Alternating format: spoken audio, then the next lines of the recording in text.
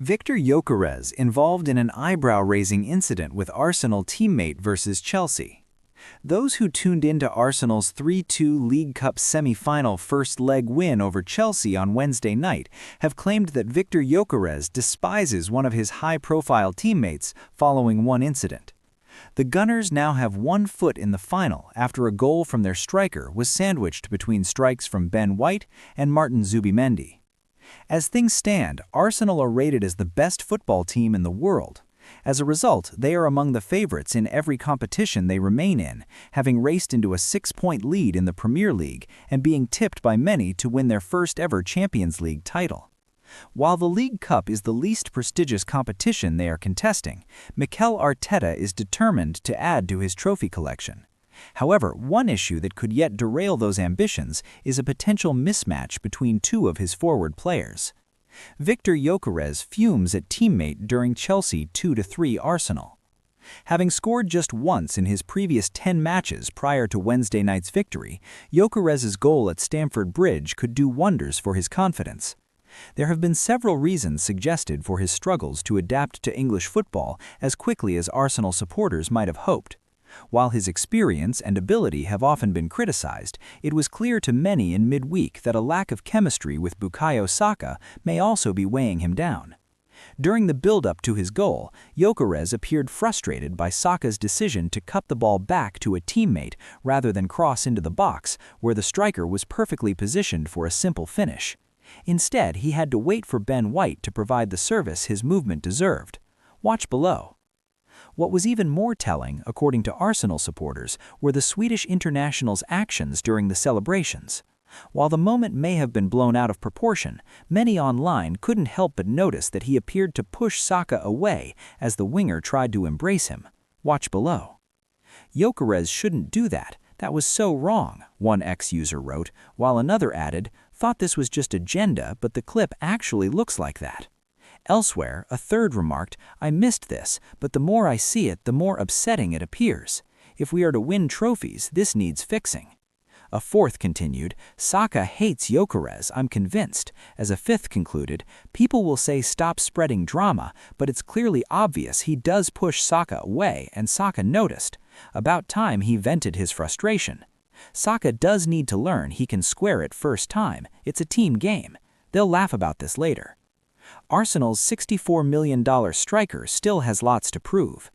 Gyokeres joined Arsenal in a $64 million deal from Sporting CP last July, following an impressive run of 97 goals in 102 matches for the Portuguese side, which earned him the Gerd Müller Award at the Ballon d'Or ceremony.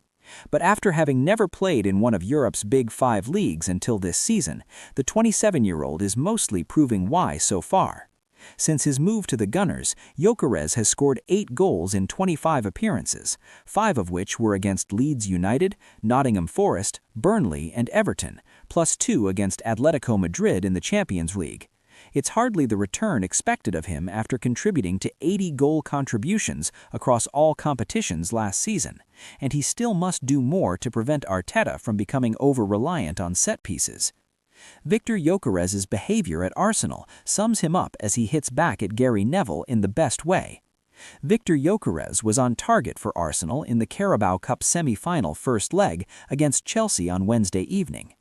Viktor Gyokeres' strike against Chelsea on Wednesday evening provided the ideal response to Gary Neville's recent criticism. The Swedish striker played a crucial role in Arsenal's victory over their city rivals in the Carabao Cup semi-final first leg, with Ben White and Martin Zubimendi also on target in a 3-2 win. "I would go absolutely ballistic." Gyokeres snaps at Arsenal teammate, but was it justified? Arsenal striker Viktor Gyokeres scored a much-needed goal in last night's 3-2 win away to Chelsea in the Carabao Cup semi-final. This saw the Swedish international end his recent goal drought, which stretched back to the 1-0 win over Everton last month. It's been a difficult season for Gyokeres in general, as he scored only 8 goals in 25 appearances in all competitions for Arsenal. This is some drop-off from the incredible numbers Gyokeres produced at former club Sporting Lisbon, where he netted a stunning 97 goals in just 2 seasons across all competitions. Gyokeres ended up scoring against Chelsea, but initially reacted with anger when Saka didn't cross to him when he was in a good position.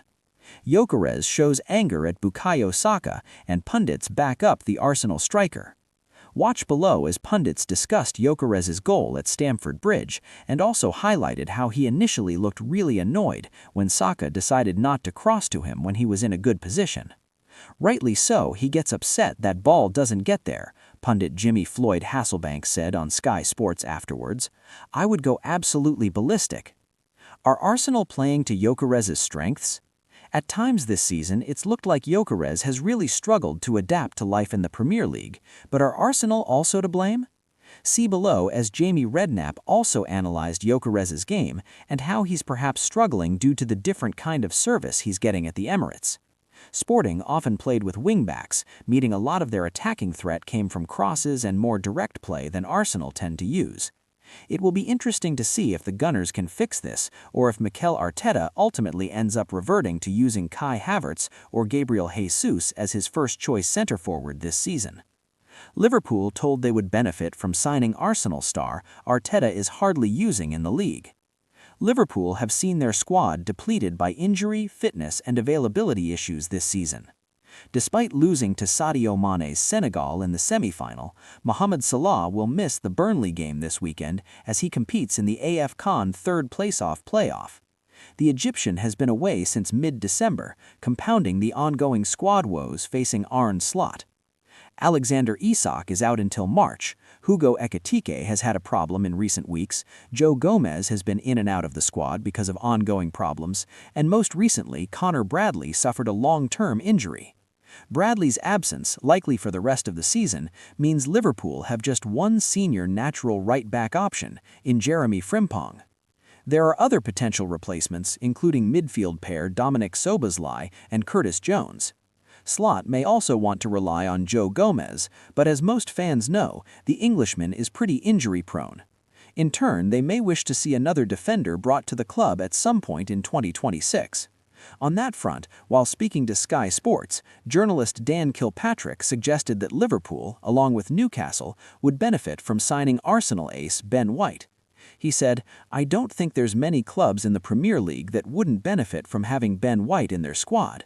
I mean, I know we're looking ahead to the summer, but I mean even Liverpool, who now have a problem at right back with Connor Bradley's injury. Newcastle have an issue there as well, because Livimento's got another hamstring injury. So those are two clubs. Whether or not Arsenal would deal with them is a different question, but those are two clubs I think would benefit from having Ben White in their squad. Ben White could replace outgoing Joe Gomez. As well as being able to start on the right of a back four, White is a natural centre-back, which is a position Liverpool are very light round now. Their defensive ranks could be further depleted in the summer, with it claimed that Joe Gomez could leave. White seems like the perfect replacement for the former Charlton Athletic man, who is also a natural centre-back who has been moved into a fullback role in recent years. As Kilpatrick mentioned, it remains to be seen if Arsenal would actually want to sell to a rival. But White is no longer a key player at the Emirates under Mikel Arteta, having made just 5 Premier League appearances this term, only 4 of which saw him start. Liverpool seem to be stepping up their transfer business as we reach the halfway point of the January window, and have fended off Inter Milan in a race for a highly regarded young talent. While most eyes will be pointed towards the potential first-team additions that could be made this month, the Reds are arranging for the future in the background. Mortala Ndie's signing for Liverpool was confirmed last week, and another young centre-back was said to be joining him in making the switch to Anfield. That second deal was less straightforward, with other interested parties looking to spoil Liverpool's plans. Liverpool fended off Inter Milan in pursuit of Ifeanyi Ndidi. Ndidi and Ndidi have been inextricably linked as the 2 elite centre-back prospects Liverpool wished to add to their ranks this month.